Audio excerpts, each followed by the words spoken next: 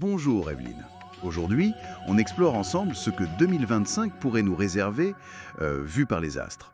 On a regardé pas mal d'analyses vidéo pour essayer de dégager disons, les grandes lignes pour chaque signe. Oui, bonjour. L'idée, c'est de voir un peu les climats énergétiques de l'année. Une sorte de météo astrale, si on veut. Mais bien sûr, chacun vit les choses à sa manière, hein. Tout à fait.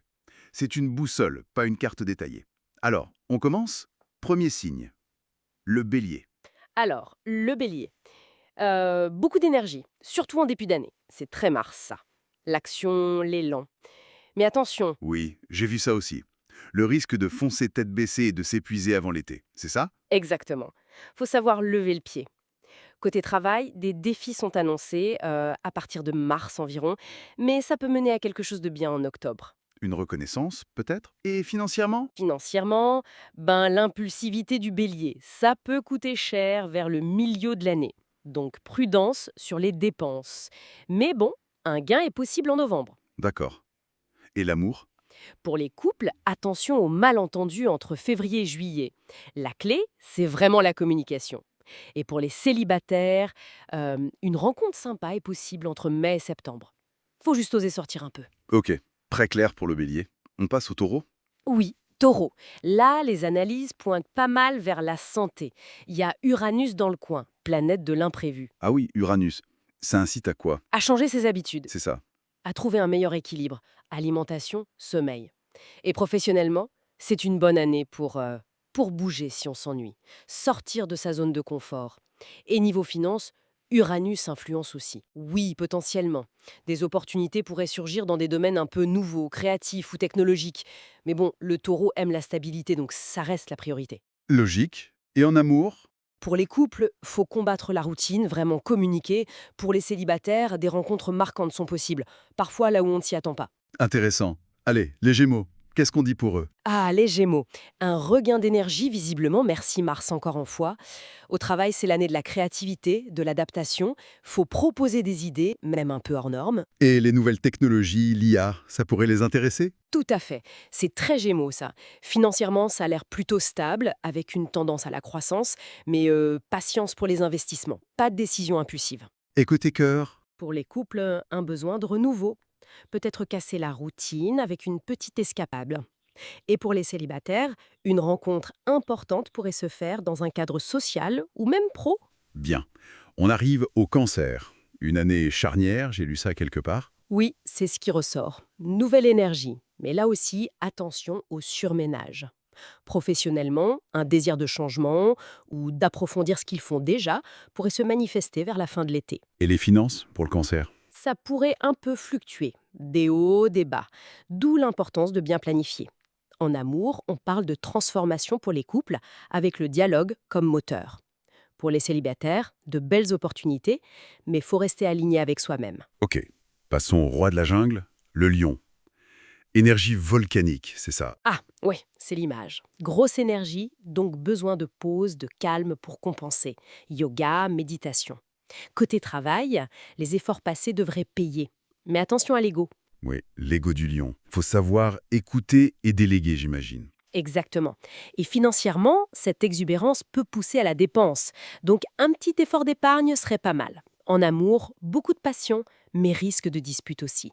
Calme et communication. Et les célibataires lions? Des aventures possibles, mais le conseil, c'est de chercher l'authenticité, pas juste le jeu de séduction. Très bien. Vierge maintenant. Le mental et la santé, c'est lié pour eux? Souvent, oui. Le stress peut jouer. Donc prévoir des pauses, de la détente. Au travail, c'est une année productive. La rigueur est appréciée, mais sans tomber dans le perfectionnisme à outrance. Et les finances de la Vierge? La gestion prudente, ça marche bien pour eux. Attention quand même aux petites dépenses qui s'accumulent. Côté cœur, ce même perfectionnisme peut être un peu Ça reste. compliqué en couple. Faut lâcher prise sur les détails. Et pour les célibataires vierges? Année propice? Oui, à condition de ne pas chercher la perfection absolue, ouvrir un peu ses critères, être moins dans le jugement rapide. D'accord. Balance. Encore un signe où le mental influence le physique. Oui, le stress peut vraiment se manifester physiquement. Donc nourrir l'esprit, bien dormir, dire non aux situations lourdes. Au travail, leur charme et diplomatie fonctionnent bien, surtout en équipe. Mais il faut savoir poser ses limites. Ne pas toujours être le médiateur, quoi. Et l'argent? Faut jongler entre plaisir et épargne. Attention aux achats coup-de-cœur. En amour, pour les couples, tendance à éviter les conflits, mais il faut communiquer sincèrement, même quand ça fâche. Et les célibataires balance? Beaucoup de succès. Ouais, charme élevé. Risque d'indécision. Le conseil? Faire confiance à son intuition. Allez, scorpion. Endurance naturelle. Mais Mais faut écouter la fatigue quand même. côté travail, on parle de transformation majeure, la détermination et le flair, ça va payer. Et les finances? Des ajustements possibles, peut-être des imprévus, mais le scorpion a cette capacité à rebondir, c'est vrai. En amour, les couples sont aussi dans une phase de transformation. Ça demande du dialogue, de la patience, Et les célibataires scorpions? magnétique, Très magnétique, hein? très magnétique. Mais il faut regarder au-delà des apparences, chercher la profondeur, prendre son temps, On continue avec le sagittaire. Toujours cette énergie expansive. toujours. Mais du coup, risque d'épuisement ou de se disperser. L'ambition au travail peut vraiment porter ses fruits si elle est bien ciblée. Et les budgets, hein? L'aventure, ça coûte cher. Ah oui. Donc, planification nécessaire pour les finances, surtout pour les voyages par exemple. Résister aux achats impulsifs. Côté cœur, en couple, c'est l'aventure à deux. Mais attention à la franchise parfois un peu trop directe. Et les célibataires sagittaires? Le charme opère, oui, mais parfois une petite peur de l'engagement peut freiner. Faut donner sa chance aux histoires qui démarrent doucement. Capricorne? Année charnière aussi, on dirait. Oui, sous l'influence de Saturne pour prendre soin de soi et Jupiter pour l'expansion au travail. Des projets innovants, des alliances, ça peut bouger. Intéressant. Et les finances? Prometteuse. Oui, mais avec des défis.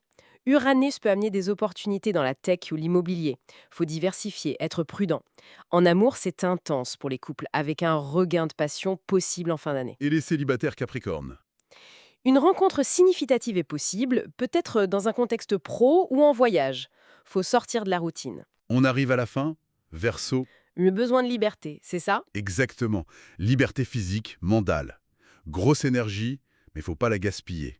Au travail, l'originalité est une force. Faut oser, mais rester organisé. Et financièrement, cette originalité se voit aussi? Oui, recherche de moyens de gestion différents, investissement avant-gardiste peut-être, mais garder une part de sécurité. En amour, pour les couples, c'est trouver l'équilibre entre indépendance et vie à deux. Et les célibataires verso? Une rencontre qui bouscule. C'est possible. Faut être ouvert aux connexions un peu hors normes. Et pour finir, les poissons, l'accent sur le bien-être émotionnel. Tout à fait. Méditation, yoga, activités artistiques pour l'équilibre. Au travail, la créativité est au top. De belles opportunités. Mais d'attention à ne pas se disperser. Et l'argent, pour les poissons? Prudence. Éviter les risques, économiser, bien planifier. La stabilité viendra avec la patience. En amour, les liens seront force pour les couples, grâce à l'écoute. Et pour les célibataires, c'est une bonne année pour rencontrer quelqu'un d'authentique si on reste soi-même. Ok, super tour d'horizon. Si on devait résumer en une phrase choc pour chaque signe d'après tout ça. Allez, je me lance. Canalisez votre feu. Osez changer, mais restez stable. Explorez, votre curiosité est un atout. J'aime bien. Je continue. Plongez en vous pour le renouveau. Rayonnez, mais reposez-vous. Organisez, mais lâchez prise un peu. Parfait. L'harmonie commence en vous. Accueillez la transformation intense. Ancrez vos rêves d'aventure. Et enfin, innovez avec prudence et ambition. Libérez votre originalité. Structurez. Faites confiance à votre intuition créative. Excellent résumé. Ce qui est intéressant, au fond, c'est qu'au-delà de chaque signe, il y a comme un message global pour 2025 qui revient dans les analyses, non? Écouter son intuition, oser face au changement, prendre soin de soi. Oui, c'est vrai. Une sorte d'invitation générale à... Peut-être à se demander comment utiliser consciemment ces énergies annoncées pour grandir soi-même. Voilà une petite piste de réflexion pour l'année qui vient.